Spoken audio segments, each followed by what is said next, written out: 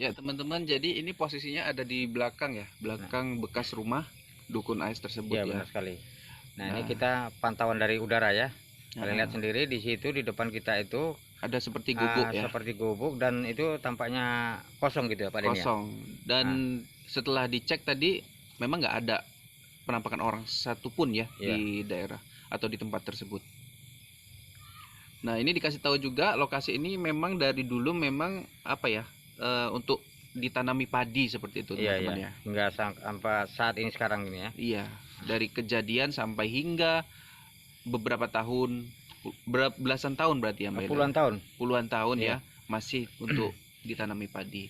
Namun di sini ya ada tembok dulu tapi udah dihancurkan. Nah, ini saat ini kita berada di daerah tempat dikuburnya seperti itu ya Mbak Ila Iya, ya. ya, tempat pembantaian yang sepertinya di mana 40 lebih Iya, istilahnya 42 sekitar 42 gitu. korban gitu ya. Di daerah ini adalah kebun tebu. Jadi kami pantau ini dengan drone melalui via udara begitu ya Pak Denny ya. Jadi dulu memang kawasan ini dikeruk habis gitu ya Mbak Dikro Ila ya. habis. Jadi sama sekali ini tidak tampak seperti ladang-ladang tebu gini. Itu pada saat kejadian ya teman-teman ya. Jadi Iya. berapa bulan juga Mbah itu pengerukan itu? Lebih kurang pokoknya lama juga lah berbulan-bulan gitu. Berbulan-bulan ya guys. Iya. Jadi tempat inilah tempat penguburan 42 korban daripada Dukun Ais. Oke teman-teman, jadi di sini saya sama Mbak Hilo ya tadi udah disambut oleh warga gitu ya Mbak Hilo ya. Sambil jalan Mbak Hilo.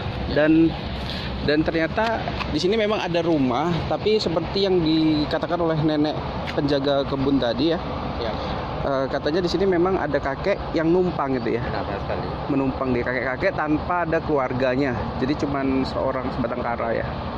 Oke, jadi kesimpulannya gimana Mbak Ila? Boleh dijelasin? Jadi penelusuran sudah kita lakukan ya, mungkin lewat pantauan udara maupun darat, dan kita tanya-tanya di lokasi daerah Dukun Ais ini ya. Bahkan sekali kita tanya kepada warga tersebut, mereka bapak itu tidak tahu bahwasanya ada tentang kejadian seperti ini. Iya. Nah, ini apakah salah kita memberi informasi kepada netizen ya? Netizen perlu juga kalian tahu ya. Hanya kami datang kemari tanpa informasi, mereka tidak tahu bagaimana. Coba kalian pikir, datang seolah-olah datang kemari si penculik mbak kemari numpang atau menyewa di daerah sini ya. Tanpa ada pemberitahuan kami di sini, mereka sewenang-wenang di sini. Coba kalian pikir itu. Tanpa dikira-kira kami tiba di sini, Iya. mana tahu ada dia terkejut gitu ya. Iya, contohnya Bapak tadi kita tanya ya, sudah jelas Pak. Gini, tidak tahu sama sekali tentang kejadian ini. Bagaimana seandainya si penculik menyewa di daerah lokasi ini dengan mudahnya, dengan amannya? Iya. Siapa yang curiga tanpa ada pemberian pemberitahuan kita masuk ke daerah pelosok di sini? Iya. Ya, jadi kalian janganlah terlalu prasangka buruk terhadap kami begitu ya. Iya. Jadi tujuan kami niat untuk membantu. Janganlah kalian istilahnya menuduh kami yang bukan-bukan. Iya. Tujuan kami adalah untuk penelusuran. Ya, mudah-mudahan siapa tahu kami mendapatkannya. Ya, Dan walaupun kami tidak mendapatkannya, kami masih tetap berusaha. Begitu kira-kira Pak Denny. Akan menelusuri daerah juga tempat di mana dulu Dukun Ais tempat pembantaiannya di daerah kebun tebu gitu ya. Kubur ya. Ya, di kubur itu. Jadi di sini kita sambil telusuri pelan-pelan Pak Denny, mana tahu nanti ada rumah-rumah kosong gitu ya.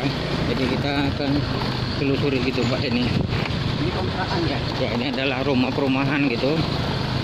Ini rumah kosong memang, cuma ya belum masih rumah-rumah mini gitu ya, rumah kosong. Ini banyak rumah-rumah kosong ya. Iya, rumah-rumah kosong. Tapi memang karena rendah ini Iya, katanya. ada. Jadi kayak tergenang gitu sih. Ini banyak ya, rumah-rumah banyak sih ini. Tapi nampaknya belum dihuni ya Mbak Ilo ya. Ya, belum dihuni. Ya, teman-teman, jadi teman-teman lihat sendiri ya, di depan itu kita udah menemukan ada banyak sawitan Mbak Hilo. Bukan sawitan, ini adalah Banyak kebun tebu. Kebun tebu. Ya. Dulu Mbak Hilo kesini pada tahun berapa ya? Sekitar 90-an. 90-an begitu. Lokasi ini kayak mana Mbak Hilo lihat? Dulu lokasi ini coba kita belok ke kanan sedikit, nanti di ya. situ saya akan berbicara. Ya. Ini kebun tebu. Kita belok ikuti jalan ini sedikit. Nanti saya tunjukkan juga arealnya. Wow. Ini nggak diaspal ya teman-teman ya. Tapi memang bener ini ya Mbak Elo ya? Ya benar, tidak salah lagi. Boleh di sini saya jelaskan. Oke. Nah, jadi pemirsa di di depan areal sinilah dulu ketika tahun 1990-an ya. Di sini adalah tempat istilahnya penguburan massal gitu, di tempat yang dilakukan oleh Dukun AS ya. Ahmad Suraji ya kalau salah. Nah, ini dulu dikorek beko ya sampai ke dalam tak berapa meter tuh. Ini pokoknya dalam kebun area kebun tebu ini habis diacak-acak oleh beko rata. Ini memang. Iya, acak-acak. Berapa lebar diameter apanya? Pokoknya ada satu rantai lebih ya pasti. Di areal ini seperti tidak seperti perkebun tebu gini lah, seperti tanah acak-acak itu korean beko semua keliling. Berarti tebunya dibabat? Bukan tadi babat lagi, pokoknya dikorek dalam sekian mungkin begitu. Dikorek, kemudian ya bahkan dulu ya sampai beberapa paranormal begitu datang kemari, tidak sanggup untuk menghadapi ke satu dukun AS ini. Jadi ketika itu saya dengar adalah orang dari Jawa sana begitu ya turun. Itu kalau nggak salah saya ingat dulu mereka itu pakai helikopter, mantau dari udara, mantau dari atas.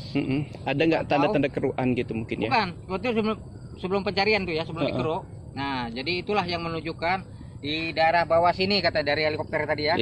Di bawah sini ada mayat gitu ya, dikorek. Ternyata benar. Itu masa itu orang dari Jawa kalau nggak salah itu. Nah, inilah lokasinya sekitar areal sini.